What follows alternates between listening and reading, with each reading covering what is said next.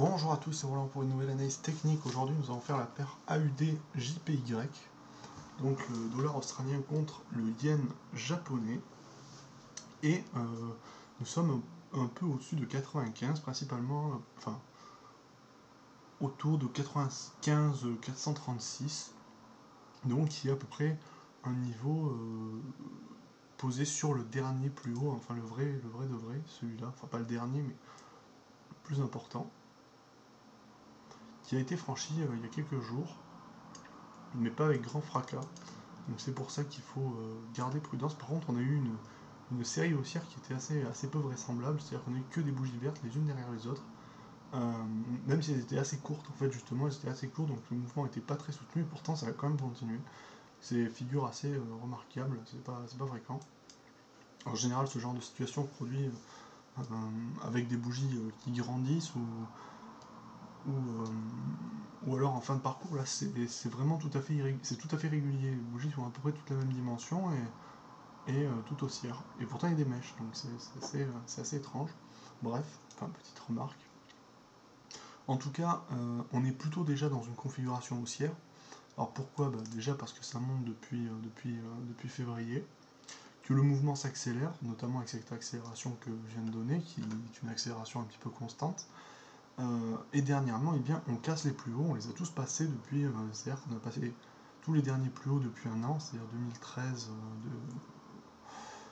ouais, un petit peu pas plus d'un an, donc, parce qu'avant on était là, donc depuis 6-7 mois, on a passé tous les derniers plus hauts, en tout cas tous ceux à partir de l'automne dernier, c'est-à-dire successivement la zone des 93,7, 94,6, les 95, bon, c'était pas un plus haut, mais bon, c'est chiffre rond, et les 95,6 qui était le niveau ici maximal.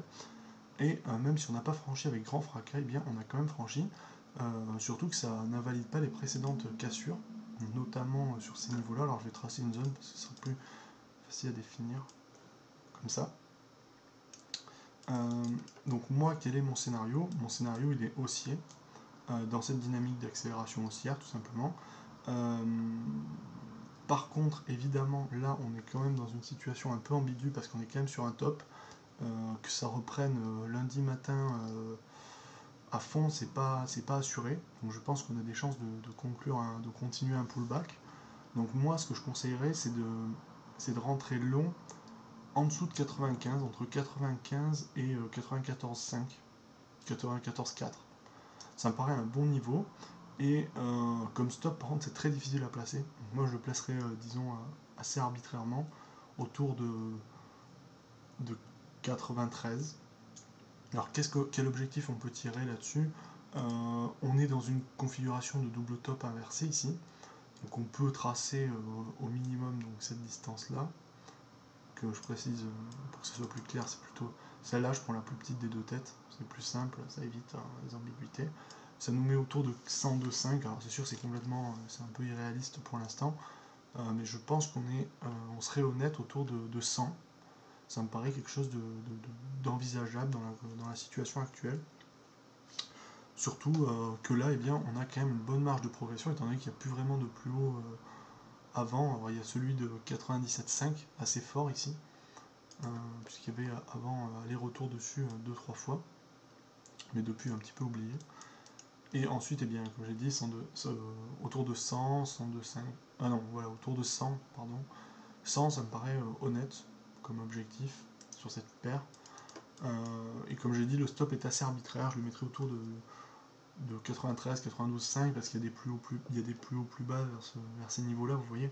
Avant, il n'y a rien, donc difficile de placer des choses.